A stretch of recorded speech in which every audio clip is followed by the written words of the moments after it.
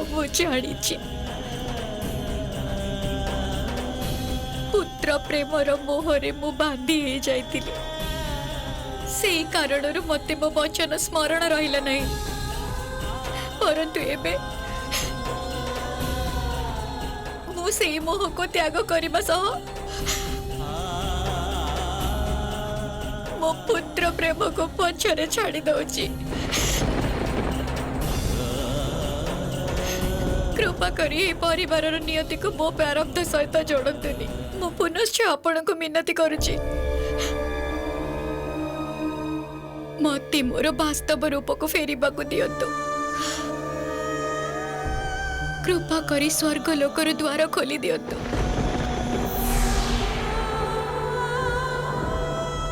मु एबे प्रस्तुत।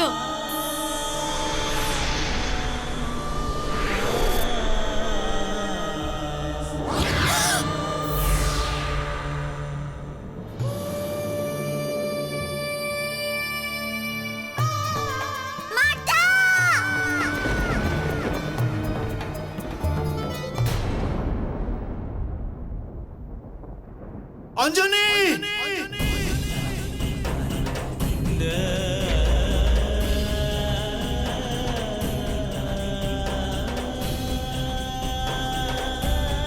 माता माता नेत्र खोलो माता माता उठ माता मो सहित देवी अंजनी माता उठ देवी अंजनी कौन है माता उठ माता माता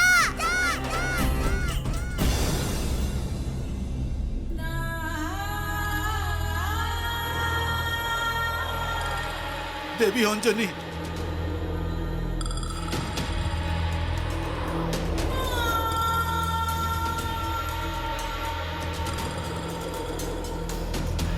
कुमार देवी अंजनी धरा छाड़ी सारी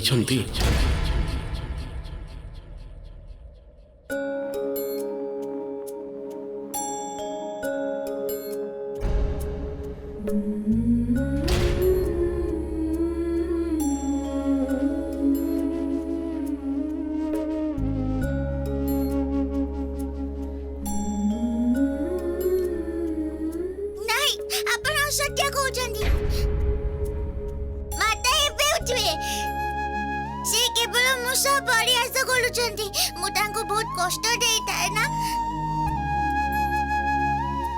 आज से मते कष्ट रोछंदी उठी जाओ माता तमे जितला मु हारिली उठी जाओ माता एबे तो उठी जाओ माता आज बोलो तू मु केबे भी दुष्टमी खोलिबिनी माता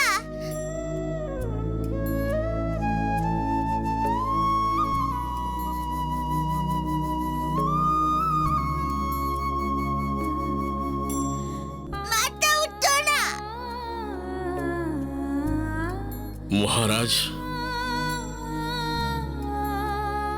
देवी अंजनी देह समाधि नहीं सारी महादेव परंतु तांको जातकरे एभली जोग एबे नथिला अर्थात ये एक अकाल मृत्यु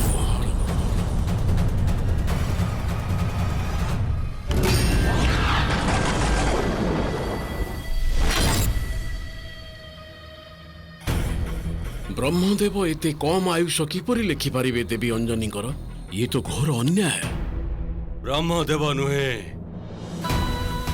ये हूँ शनि देवंकर कृत्य ऋषिवर तेणु मु तुमको परास्त करदेली शेष मारुति दया लगुछि मते तमर ए अवस्था को देखी कागवाहन देखिल ए संतुलन कथा ही तो कहूली मु किसी बुझी पारुनी प्रभु बिना कर्म करी मारुति को फल प्राप्ति होता ना देवता मिलता दिव्य शक्ति से फल को संतुलित करने मारुति को ए कष्ट भोगिबा को तो पड़िबो परंतु मारुति तमे हार मानी जीवनी उठ आओ युद्ध कर मो सहित କାହିଁକି ନା ମୁଁ କେବଳ ତମର ଦୁଃଖ ନୁହେଁ ପତନ ଦେଖିବାକୁ ଚାହୁଁଛି। ପତନ। ଦେବୀ ଅଞ୍ଜନି ଦେହ ସମାଧି ନେଇ ସାରିଛନ୍ତି, ପରନ୍ତୁ ତାଙ୍କ ଜାତକରେ ଏଭଳି ଯୋଗ ଏବେ ନଥିଲା। ଅର୍ଥାତ୍ ଇଏ ଏକ ଅକାଳ ମୃତ୍ୟୁ।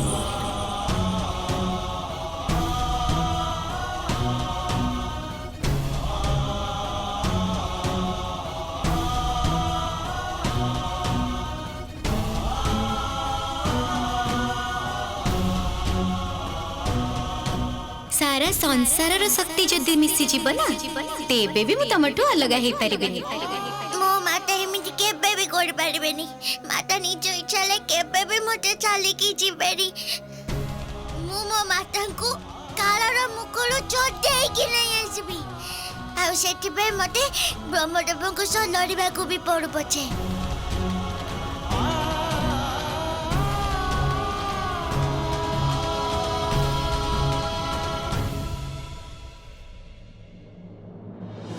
जय श्री राम।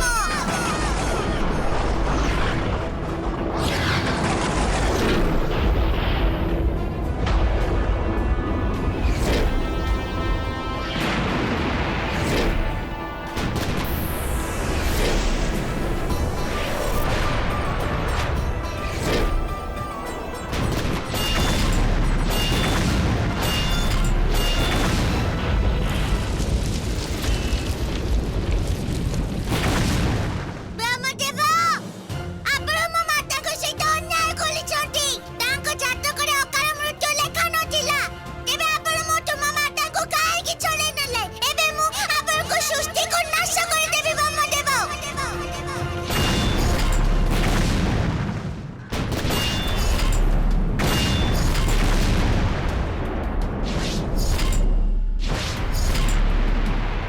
मारुति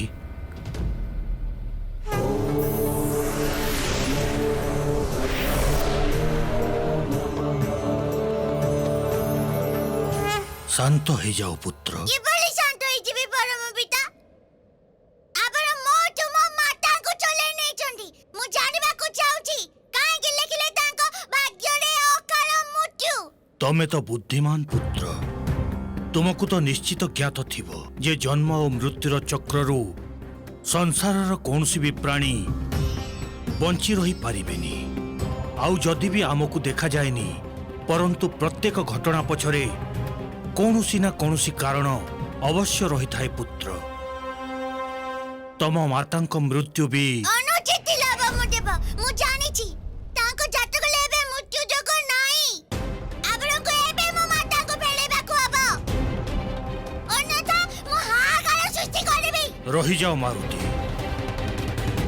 ये तम समस्यार समाधान नुह पुत्र। दया कलंतु मो उपरे प्रभु। मो माता को बिना मु जीवित रही पारिबिनी। मृत्यु तो यमराजंक अधीन रे थाए पुत्र। कहार आयुष केबे आ केमिति समाप्त हब तार निष्पत्ति से ही नहीं थांती। ताले मु तांको ही बचालिबी। रुह, स्मरण रखिबा पुत्र, क्रोध द्वारा कौनसी भी समस्यार समाधान बाहरिनी, बुद्धि द्वारा बाहरी थाए। एही कारण पाई निज ई प्रचंड क्रोध को निज आयत्तरे रखिबा पुत्र। प्रणाम परम पिता।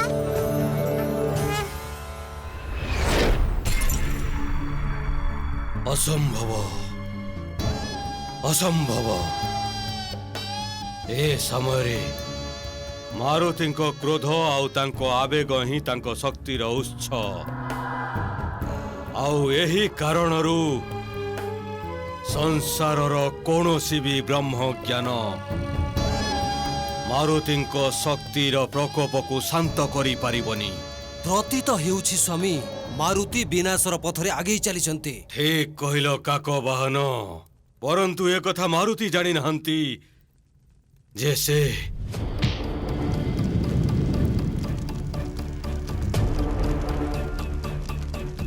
अग्नि सहित खेल खेलुछंती। काक वाहन से समय आउ दूर नहीं। जेबे मारुतिଙ୍କ କ୍ରୋଧର ଅଗ୍ନି ହିଁ ତାଙ୍କ ପତନର କାରଣ ହେଇଯିବ। ତାହା କିପରି ସ୍ୱାମୀ? ନିଜ ପ୍ରିୟ ମାତାଙ୍କର ଅକାଳ ମୃତ୍ୟୁର ଦୋଷୀ ସେ ଯମରାଜ ବୋଲି ଭାବିବେ। ଆଉ ଯଦି କ୍ରୋଧରେ ବଶୀଭୂତ ହେଇ ସିଏ ଯମରାଜଙ୍କୁ ଆହ୍ୱାନ ଦେଇ ଦିଅନ୍ତି ତେବେ କଣ ହବ କାକ ବାହନ? ତାଙ୍କୁ ଯମରାଜଙ୍କ କୋପର ଶିକାର ହବାକୁ ପଡିବ ସ୍ୱାମୀ। ଆଉ ସେଇ ପରିସ୍ଥିତିରେ ମାରୁତି କରିବେ ତାଙ୍କ ଦିବ୍ୟ ଶକ୍ତିର ଅନୁଚିତ ଉପଯୋଗ। ଆଉ ଆପଣଙ୍କୁ ସୁଯୋଗ ମିଳିଯିବ ସେ ଦିବ୍ୟ ଶକ୍ତିକୁ ଛଡେଇ ନବାକୁ ସ୍ୱାମୀ। ହଁ କାକ ବାହନ, ମୁଁ ଏ ମାରୁତିକୁ ଜଣେ ସାଧାରଣ ବାନର ବାଳକ ରୂପରେ ଦେଖିବାକୁ ଚାହୁଁଛି। ତେବେ ଯାଇ ମୁଁ ମାନିବି ଯେ କର୍ମ ଆଉ ଫଳ ସନ୍ତୁଳନ ସ୍ଥାପିତ ହୋଇଛି।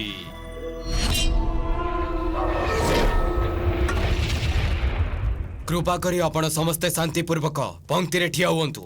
ସମସ୍ତଙ୍କ ପାଳି ପଡିବ। କାହାକୁ ସ୍ୱର୍ଗ ମିଳିବ ଆଉ କାହାକୁ ନର୍କ।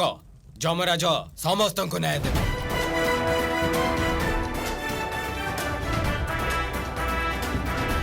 ଆରେ ବାଳକ, ତମେ କୁଆଡେ ଆସୁଛ? ମୁଁ ଯମରାଜଙ୍କୁ ଭେଟିବାକୁ ଆସିଛି। ତେବେ କଣ ଅନ୍ୟ ଆତ୍ମା ମାନେ ବନ ବିହାର ପାଇଁ ଯମପୁରୀକୁ ଆସିଛନ୍ତି? ଆସିଥିବେ। ମୋର ତ ଯମରାଜଙ୍କ ସହ କାମ ଅଛି। ଯାଅ ପଛରେ ଯାଇ ଠିଆ ହେଇଯାଅ। ମୂର୍ଖ ବାନର କୋଉଠିକାର? ୟାଙ୍କୁ ତ ପାଠ ପଳେଇବାକୁ ହିଁ ପଡିବ। ସ୍ମରଣ ରଖିବା ପୁତ୍ର, କ୍ରୋଧ ଦ୍ୱାରା କୌଣସି ବି ସମସ୍ୟାର ସମାଧାନ ବାହାରିନି, ବୁଦ୍ଧି ଦ୍ୱାରା ବାହାରିଥାଏ। ଯମଦୂତ ମହାରାଜ, ମୁଁ ଏକ ବିଶେଷ କାର୍ଯ୍ୟରେ ଆସିଛି। ମତେ ଯମରାଜଙ୍କ ସହ ଭେଟ କରିବାକୁ ହିଁ ହବ। ଆପଣ କେବଳ ମୋ ସନ୍ଦେଶ ତାଙ୍କ ପାଖରେ ପହଞ୍ଚାଇ ଦିଅନ୍ତୁ। ଅଞ୍ଜନି ପୁତ୍ର ମାରୁତି ଆସିଛି ତାଙ୍କୁ କିଛି ପଚାରିବାକୁ। ଆଚ୍ଛା, ଯମରାଜଙ୍କୁ ପ୍ରଶ୍ନ ପଚାରିବୁ ତୁ? ଯା ପଛକୁ।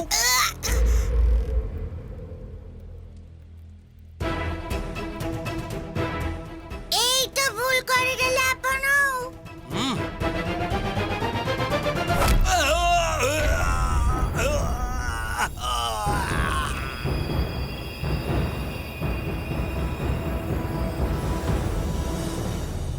ଚିତ୍ରଗୁପ୍ତ ପ୍ରଭୁ, ୟାଙ୍କ ପୁଣ୍ୟର କଥା ତ ସଇଲା, ଏବେ ଟିକେ ୟାଙ୍କ ପାପର ହିସାବ କରି କୁହ ମତେ। ଆଜ୍ଞା ମହାରାଜ, ଇଏ କେବଳ ନିଜ ବିଷୟରେ ଚିନ୍ତା କରୁଥିଲେ, ନିଜ ପ୍ରଜାଙ୍କ ବିଷୟରେ ନୁହେଁ।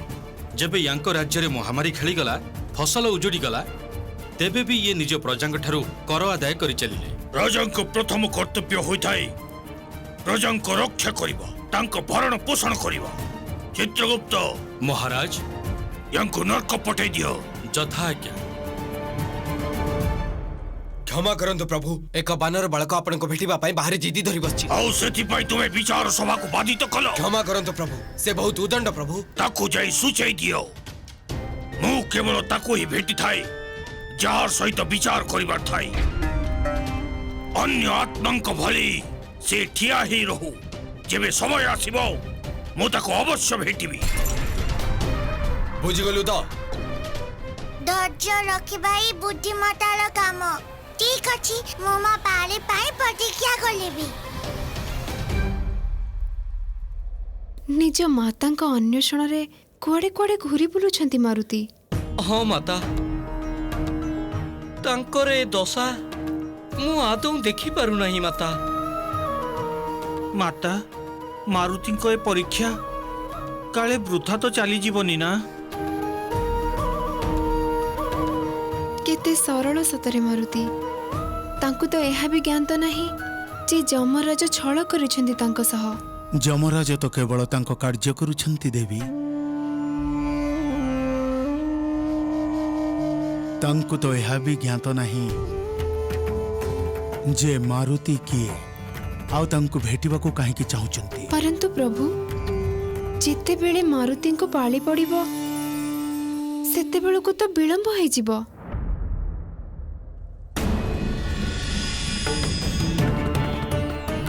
ଗୋଟେ ସମୟ ଏଠି ଏମିତି ଠିଆ ହେବି, समय तो बीती जाउसी।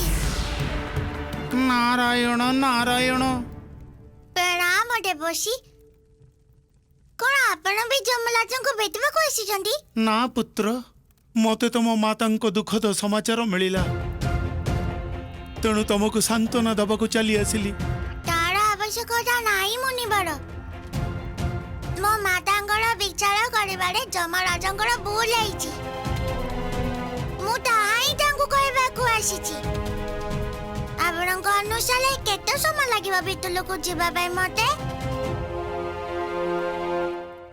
से कालस्तंभ पुत्र, जे पर्यंत सूर्य किरण ता उपरे पड़ी थाए, जमराज से पर्यंत निज विचार सभारे बसी थांती। जेतेबेले से स्तंभ पूरा कला पड़ी जीवो, जमराज तांको विचार को सेठी स्थगित रखिबे।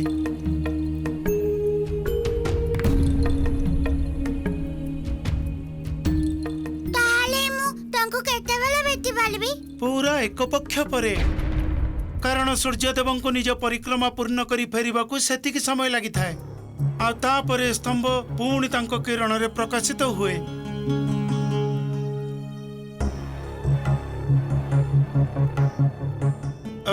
मारुति, तेबे तुमे सुमेरु फेरी जाउछ? नाई, मु सूर्यदेवंको बाट ना गलेबी।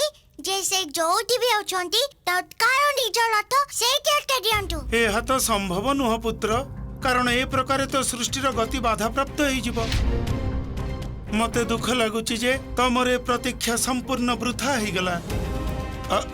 मो कथा एबे मानी तमे सुमेरु को फेरी जाओ, आउ जहाँ भी हेला ताको नियति बोली भाभी स्वीकार करि नियो। नारायण नारायण। जमराज मो सहित छलना कले, अर्थात मो मातांकर अकाल मृत्यु पछले तांकरी ही हाथ अछि। सेठी बेई से मते भेटिबाकू चाहुनांदी। देखि पारुछ काको बाहन, मारुतिंकर क्रोध बढ़ी बढ़ी चलीछि। ଆପଣଙ୍କ ଯୋଜନା ସଫଳ ହେଲା ଭଳି ଦେଖାଯାଉଛି ସ୍ୱାମୀ। मोर बड़ भ्राता मृत्युर देवता जमराजा ए मारुति तांको उपरे दोषारोपण करबाकू जाउछंती। केवल थरक पाई मारुति तांकर एई उदंडतारे जमराजंकु अपमान करी दियंतु। तापरे आसीबो आनंद काको बाहन, आनंद। समाप्त हो गला, सबु समाप्त हो गला गुरुदेव। नाई महाराज, यह आदौ नुहे जे सबु किछि अंत हो गला। मो पाई तो सबु किछि समाप्त हो गला। अंजनी को बिना तो मु मो जीवन विषय रे कल्पना भी करि परिबिनी। किपरि बंचिबी मु अंजनी को बिना। महाराज मु मानुछि ए समय अत्यंत कठिन। जदि आपण भांगी पड़िबे तेबे प्रजा मानक मनोबल भांगी जीव। आपण स्वामी केवल नुहंती, बरं सुमेरुर राजा भी। आ मोर पूर्ण विश्वास अछि जे महाराज केसरी राज कर्तव्य अवश्य पालन करिबे।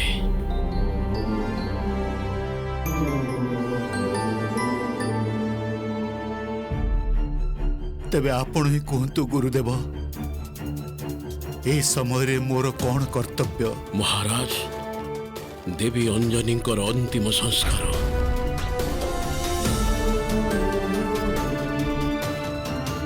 देवी अंजनी समस्त दृष्टि असामान्य नारी थिले, सुमेरुर गर्भ थिले।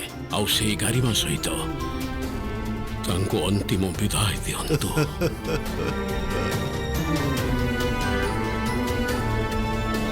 चित्रगुप्त, आज्ञा प्रभु। आज पाई आउ शेष केते जण अछंती?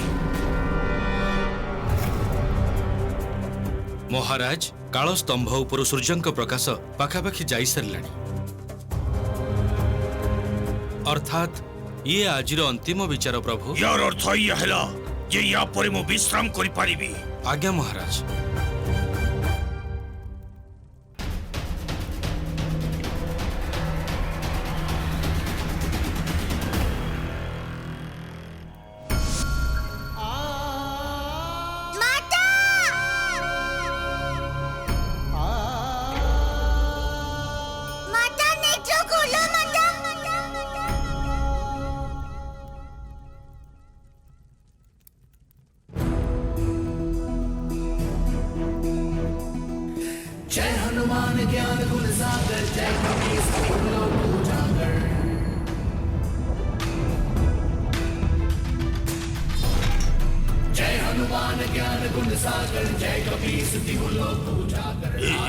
হঠাৎ কম্পন কাহিঁচি চিত্রগুপ্ত?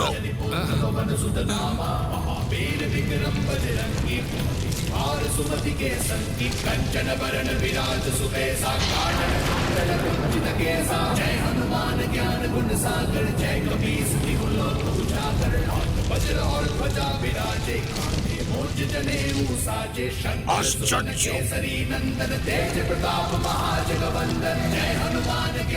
কে এই মূর্খ বানর বালক? ଏ ବାଳକ ତ ଏବେ ମରିନାହିଁ ମହାରାଜ।